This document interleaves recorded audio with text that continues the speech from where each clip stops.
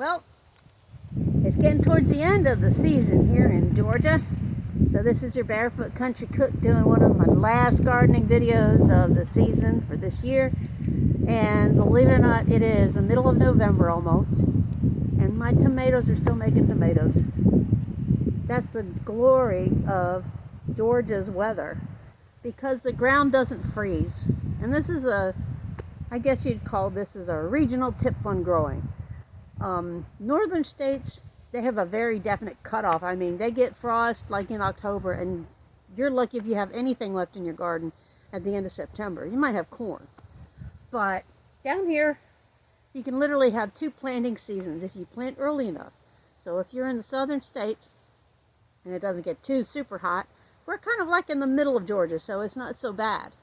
And you can have 2 planting seasons, which is great if you're into canning and freezing.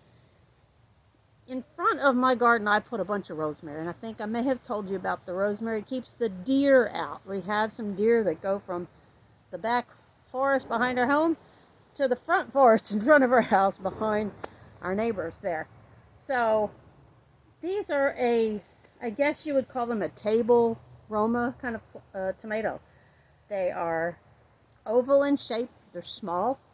And I still have green tomatoes. This is November 9th, people. This is the 9th of November, and I have tomatoes that still haven't turned red yet. My bell peppers, they're basically done. But these, and I will pick them at this time of year because we haven't had a frost yet, but today it's only about 56 degrees. And if they're a little on the orange side, I'm going to pull them off too, because I don't want them to go to waste, and I love them in my salad. So I will pull these off, and what I will do is let them ripen on the kitchen table. They will naturally ripen because of the warmth of the inside of the house, because it's warmer inside than it is outside, and that's why they haven't turned red as fast. But you can see, they're gorgeous. And I picked today alone a bunch of poblanos.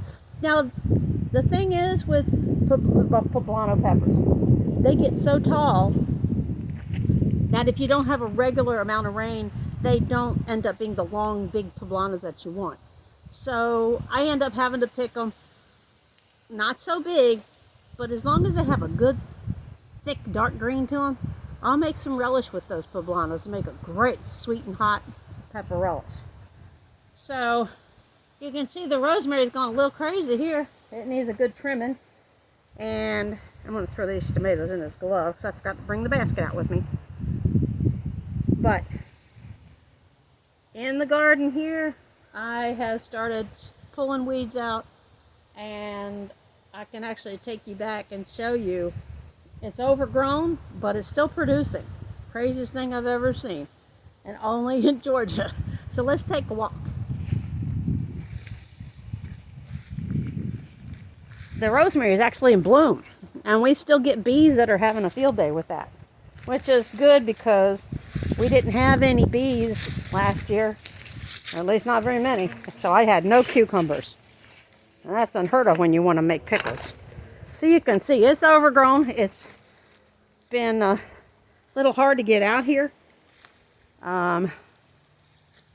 with the way our weather has been.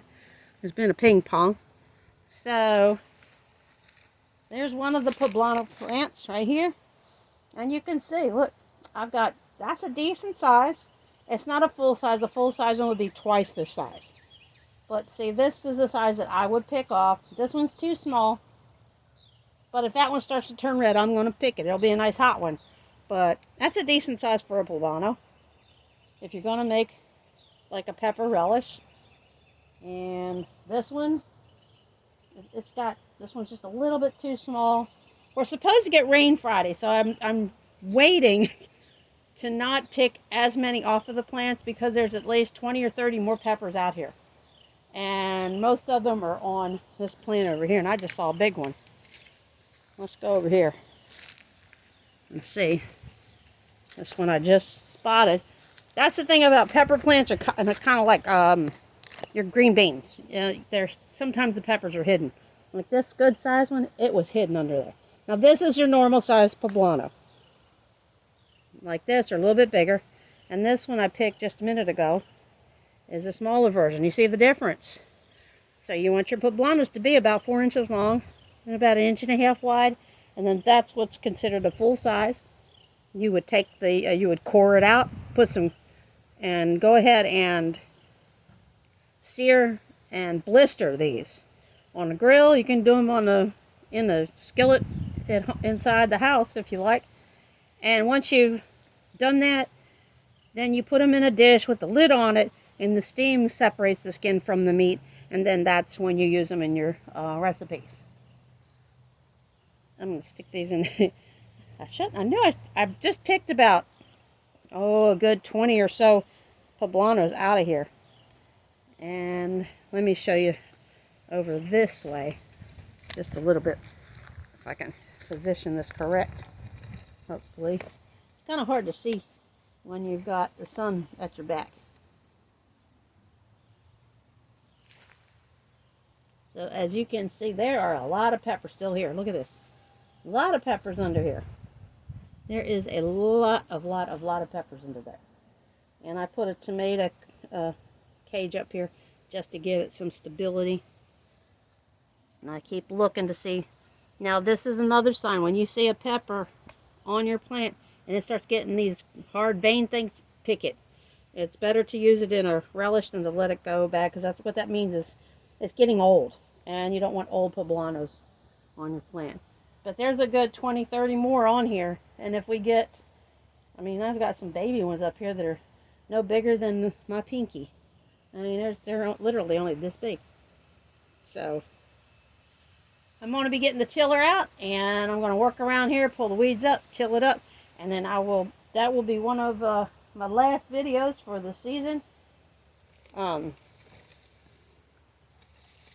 will be treating this garden with some fertilizer, maybe some lime and whatnot, because every other year you want to make sure that you give your soil some really good nutrients.